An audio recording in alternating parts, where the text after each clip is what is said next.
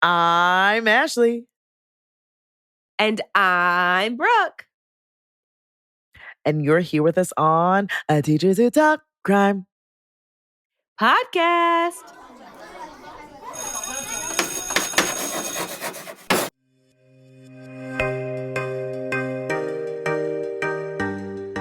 Well, we have a teacher story. We sure do. Yep. We have not done one of these in a while, but we are all about bringing it back and giving you more content. That's one of the goals of our 3-week hiatus that we took. We are sorry about the break that we took, but like we said last time, I was going to yeet myself off a cliff, and Ashley, life was lifing. So we literally saw no other way around it. Called Ashley. I was like, hey, I just think we need to take the rest of this month off because I might have my 13th reason. And mind you, I'm sitting over here okay. I'm here like, you know what?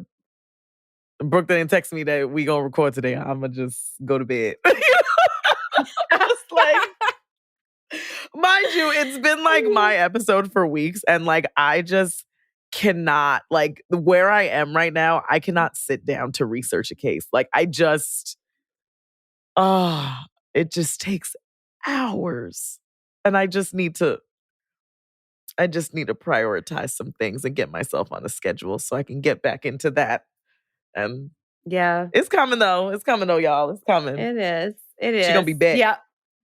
So, but we are back because we have some teacher chats coming regularly during the month. We really, really need your teacher stories because this one we were able to have 5 stories, which is so awesome. So please, please, send those in. And then we obviously have our regular scheduled episodes, and we have something new that's about to start coming out, and we're really excited about that as well. So yeah. Yes. So like Brooke said, if you have a teacher story that you want to share with us, you know where to find us. teacherstalkcrimepodcast@gmail.com. And of course, we will read those on our next teacher story episodes because I'm pretty sure y'all got some stories. I know y'all do. I know y'all got stories. I probably got stories. Especially after teaching in 2024.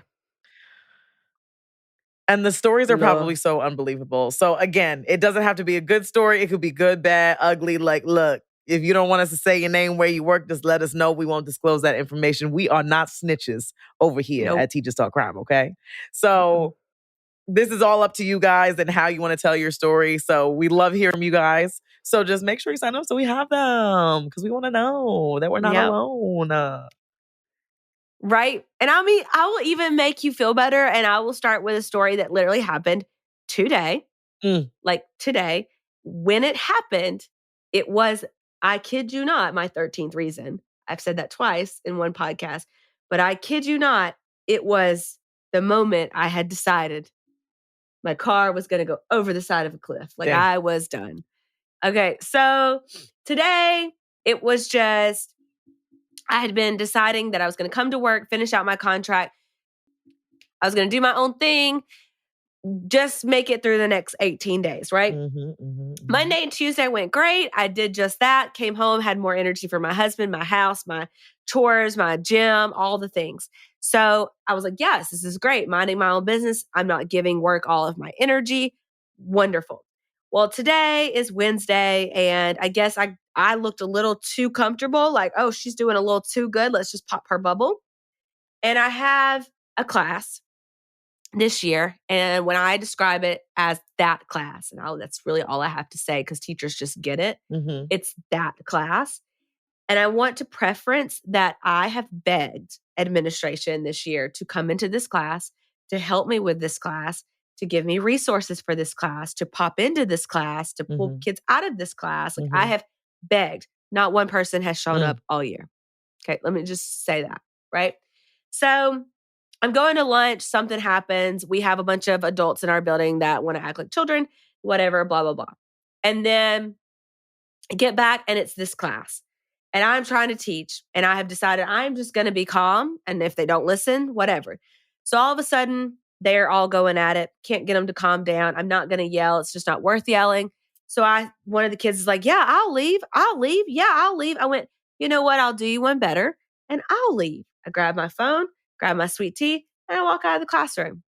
Call my administration, nobody answers. Happened to run into the school counselor, and I was like, don't know where I'm going, don't know how long I'll be, but my class is unattended. Can you please go down there and watch them? I don't even give her a chance to say yes or no. I just kept on walking. Went to the bathroom, started crying, sat down on the floor. This is the teacher bathroom, mind you. Crying. Like, I was like, okay, pull yourself together. It's been about 10 minutes at this point. Go back down the hall, and the head football coach is in my room, and he's like, y'all have a great teacher. Y'all don't need to be treating her like this. One, she's pregnant. She's wonderful. She's giving y'all grace. She's giving y'all patience. I know she's a good teacher. Why are y'all acting like this? You all need to give her an apology. I'm standing outside of my room.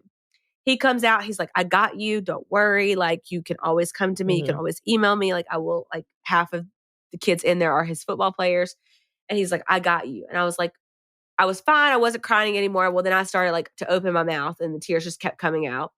And I was like, well, I've just begged for help. I've begged for help and I haven't gotten it. He was like, look, I'll watch him for a few more minutes, go to the bathroom, clean up. Well, the closest bathroom at that point is a student bathroom.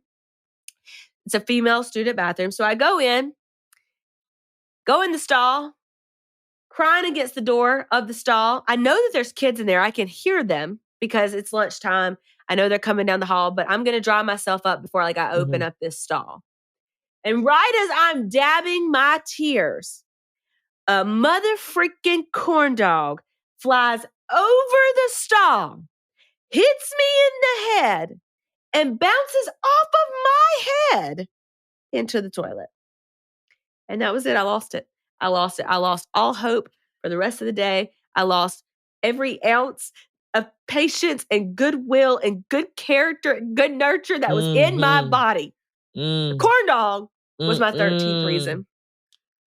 Not a corn dog. I could just imagine you just like, okay, a corn dog. We're going to get out of here. Blunka, plunk.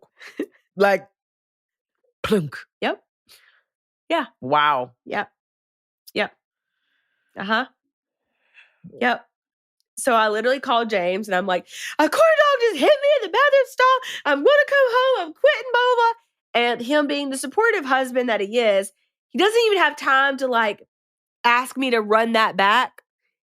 I know he wants to, but he's like, babe, it's going to be okay. You got this. And I get home and the first thing he says, he goes, can we talk about what you said today about the corn dog? And I'm like, yeah, you can laugh. It's funny now. He goes, Brooke, if you can't laugh at a corn dog hitting you in the head right now, I don't know what you can laugh at. That's a good point. Words of wisdom right there. Wow. Hashtag. Just know that if I ever send a hot dog meme that I'm having one of those days. Just know that.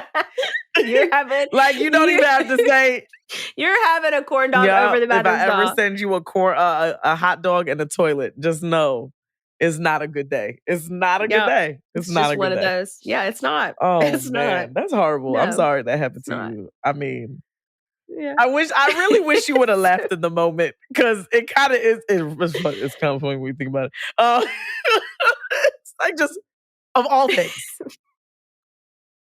Of all things. All things. Like, yeah. Oh, I want to know who threw it. I want to know the culprit. I want to know. I want to know why you threw it. I want to know all the things. I have questions for you. Like, why would you do that to my friend? You heard her crying in here. Yeah. First of all, why'd you bring a corn dog in the bathroom? Oh my gosh, I gave my kids lollipops today because we're state testing soon. So we've been practicing for days with the practice test and like signing in. And I said, guys, we've done this 3 times already. This is our 3rd time. I said, whoever can sign in to the testing site themselves gets a lollipop. So the kids, out of all my kids, only 1 did not get it. So out of 22, 21 got them. And I was like, yeah. I was proud of them. Good. I was really proud of them. I was like, yes, we're listening. Yeah. So one little boy asked to go to the bathroom. He goes to the bathroom with his lollipop in his mouth. Ew. And I'm like, he comes back and he's like, and I'm like, that is so nasty. No. Or I just have the kids I had a kid, I was literally No. at my desk, like looking at him like this. He was literally like knuckle deep in there. Around and around. And then he would go like this. Then he would go on the other one around. And I was just like, Oh, please do not God. ask me to sharpen your pencil today. Because I do not want that boogery pencil. I don't want it. Yeah. Yeah. Ours is the opposite. Like, we have boys with their hands in their pants, and then they're like, where's your sharpener? And I'm like, you can keep that I'm pencil. like, I don't you need that. just I don't need that back. disgusting. I don't. Oh my gosh. Oh my gosh. Well, let's jump into the rest of them. That's crazy. These kids is something else, I tell you. Our 2 stories come to us from Mrs. K, and they go a little something like this. My class was finishing up a unit that revolved around the book The Most Magnificent Thing by Ashley Spires. On this particular day, we were working on building our own magnificent things in class as a visual representation. Oh, we love a different mode of assessment. We love that. During breakfast time, I saw a student and I noticed he had something he was messing with in his pocket. I just assumed it was a toy and I told him to put it away for now as we were eating breakfast. I thought of this child and the item in his pocket was out of my mind until about an hour and a half later when another student came to me and told me there was an egg on the floor. Conveniently, the egg was right near that student's seat who had been playing with something in his pocket earlier. I thought she was making it up or maybe she saw something else, but no, there was a whole broken egg. No shell, I might add, all over the classroom floor. The boy looked up and told me he brought it because he wanted to make something magnificent with it. Mm-hmm. Now, I read this and I was like, how do you have an egg with no shell? So was it hard boiled? Well, she said it was all over the floor, so. And it was all broken. Or was it? Yeah. Was it poached? Hard boiled? Or does he have the skills where he was like, and then the egg is in his pocket? You know what I'm saying? He might. Like, what grade is this? Is he a genius? I don't even know. He wanted to make First of all, baby, the only thing you could do to make an egg magnificent, scramble it up in a little frying pan, put a little cheese in it. Yep. Okay? There you go. And then once you got it in the plate, you put some ketchup on it. Call it a day. That's a magnificent thing right there. I like a boiled egg. I love a deviled egg. You know, I just recently tried those for the first time. While pregnant? I don't know that I knew I was pregnant yet. What did you think? I think we had them when did we have those? We had them at his mom's house for something. I can't remember. Did you like it? They weren't bad. Yeah. Oh, we had it at Thanksgiving. That's what it was. It was at Thanksgiving. Mm-hmm. My cousin made deviled eggs for Thanksgiving, and they were bussin'. Good. Yeah. I had one. Didn't hate it. Didn't love it. I like when they put a little bacon spear in it. Oh. Gives it a nice had the little crunch. flakes on it. Yeah, but the bacon just gives it a nice little I love a good crunch. Mm-hmm. I love a good crunch. Yeah. Yeah. I'm gonna wipe my nose. I'm gonna wipe my nose, child. Yeah. Teachers who talk crime, weather change. Yep. Miss K also gives us another story, and it goes something like this. I have 2 students who speak Spanish as their first language in my classes. This means they often speak Spanish to one another when conversing. I have 2 classes, so this means one of each student is in the classes that I teach. So one Spanish child is in one class, one Spanish-speaking child is in the other. One day, a student, non-Spanish speaking, came up to me and said, quote, she, the Spanish-speaking girl, speaks English. She doesn't speak Spanish. I told her, no, the girl only speaks a little bit of English, but her primary language is Spanish, to my knowledge. The student then said, well, we were on the reading bench and I went to get a book and she said, no, with a confused look on her face. I then tried to explain that no in English also means no in Spanish. However, she was not buying it and thought that the Spanish student must be bamboozling all of us. I told her how to then go and ask her classmate if she spoke Spanish, and she did on their next encounter. The Hispanic classmate nodded at the non-Hispanic student, just gave her a nod. And the student instantly ran back to me and said, very annoyed and even more confused, she only nodded. She didn't even say, "Sí."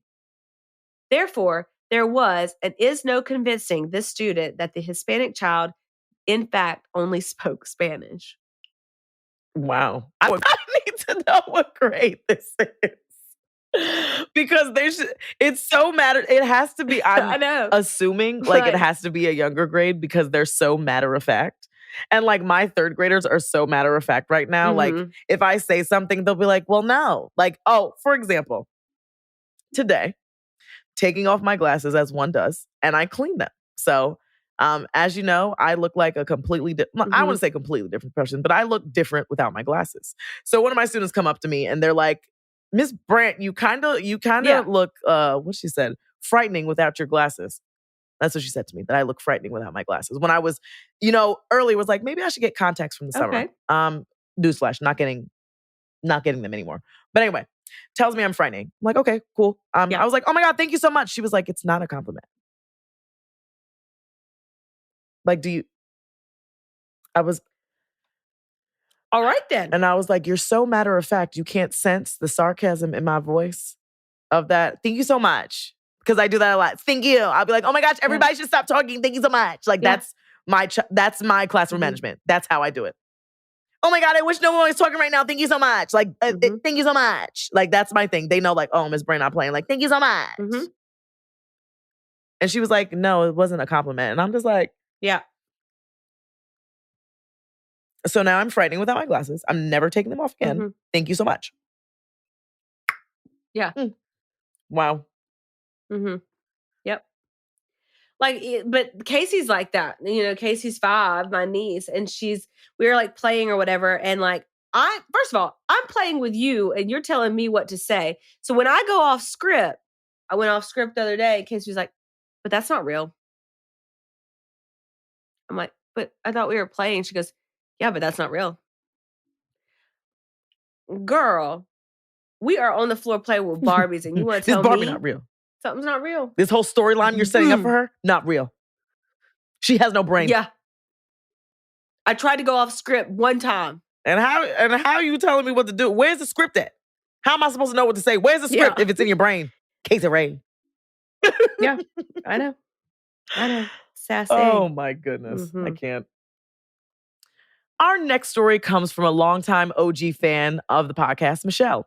So shout out to you, Michelle, because we love you so much, girl. Hey, girl. And we also don't care how many emails you send us. So just like keep sending them because we're going to read them. Okay, thanks. Okay, thank you. Michelle's story went something like this.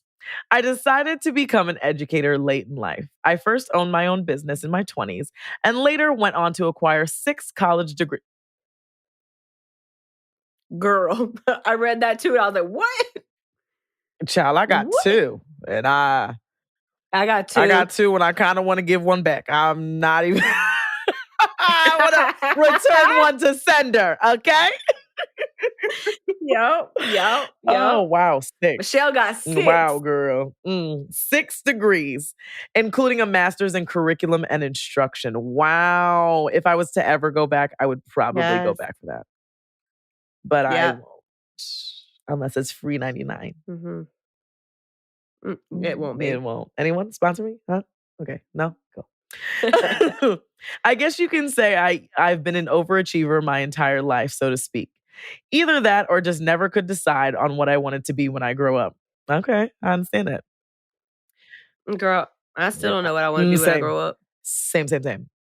So in my early 30s, I was finishing up my last semester working towards my teaching degree and currently working my intern hours at a local high school. Note, I'm not sure when it's a good time to insert that I'm a lesbian and have been married to my wife now for nearly 20 years. However, this seemed like a good spot and it plays a small part in the story, as you will see. During my internship, I was teaching a pre-calculus and an honors geometry class to all upperclassmen. The school day had just ended, and I was sitting at my desk minding my own damn business, grading some assignments, when one of my geography students came in, who just happened to be a starter for the school basketball team. As he walked in, he said, "Hey, Mrs. P, does this look infected?" As I did, this young man yanked his shorts down.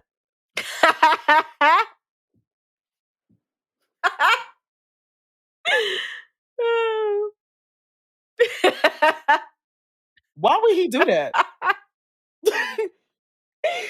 Oh, God. Why? I have so many questions. Why would he so do many that? questions.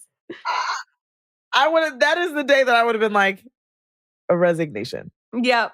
Thank you. Yep. Oh my gosh. The joke he had planned obviously was an epic failure. You see, he had intended to pull down only one of the 2 pairs of shorts that he had on that day, but he did way more than that.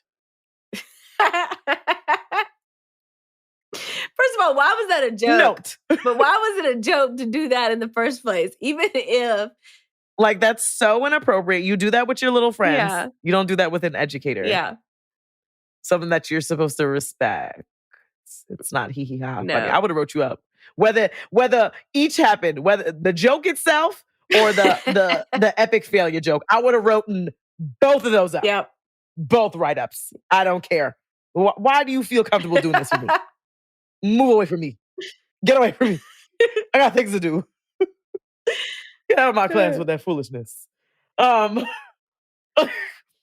No, what is the deal with these basketball players wearing duplicate clothes on their bodies? In my 50 years on this earth, I've never needed 2 pairs of shorts at the same time. 100%. Same. It's weird. Same. It's so weird. It's very strange. So weird. Or like when I have kids, I'll be like, can I change it to my other shorts? It's just like, wow, what's wrong with the ones you have on? Yep. What's wrong with them? Did you have an accident? Like, what's going on? These are afternoon shorts? Like, what's happening? Just go and change them. Hurry up. I don't care. Well, this boy cub did in fact yank all of his bottom half articles of clothing completely down. And there he stood in the complete nude in front of him, with all his junk just out there for everyone to see. I was mortified and he was traumatized, to say the least. I'm traumatized. And I wasn't even there. Nope. To make matters worse, another teacher just so happened to be coming in my room right behind him and saw his entire back as well. You know this teacher was probably thinking, what did I just walk in on? I'm never teaching again. Nope. Leave my premises. Mm-hmm. He quickly pulled up his shorts, basically crying out that he was sorry, and ran out of my room. I just sat there, stunned out of my mind, and quietly asked the other teacher to confirm that I had just seen what I thought I did, since I hadn't seen one in years.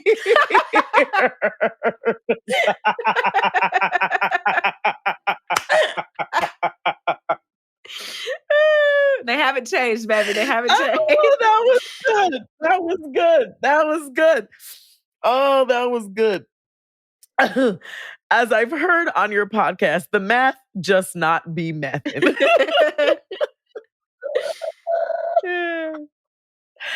High school is such an interesting new outlook on hell. Side note, gross. You straight ladies really do deal with a lot. Michelle, I need more stories from you because I'm crying. Oh, Michelle. Oh my gosh. She is not wrong. She probably went home and told her wife. She was probably like, let me tell you. Oh, that is so funny. Because I hadn't seen one in years. Oh gosh, that was good. That was really good. That was funny. Was a good one. Legitimate tears. Yep. That's a good one. Sticking with this same theme, bare bottoms, this story comes from a sweet teacher who wishes to stay anonymous, so we will do just that. However, this is how her story goes. I am an ASD self-contained teacher in a rural school district. I teach/work with grades K through 2nd grade. One day last year, during the winter time, mind you, we were trucking along doing some good old math. We were just about to change centers when I suddenly realized that one of my littles had his bare bottom on the chair, meaning no clothes, meaning he was buttholing the chair. when I suddenly said, "Excuse me, sir, but where have your pants gone?" He looked up at me with the most innocent look I have ever seen and said, "My butt was cold and wet, and I have no pants. What would you like me to do?" And at that point, I could barely keep myself together. So long story short, we went and got him some more pants and we carried on with our day. That had to be a little itty bitty baby came to, just like, no care in the world. Like no teacher, care in what the you world. want me to do? Like it was cold and wet. So my solution was, I don't like a cold, wet bottom. Took it off. Oh, man. I feel like that's something Skylar and Aria would do. They just have no shame. Like, they have no shame at that age, and I love that so much. Like, I love it. They'll be like, what? What? My butt.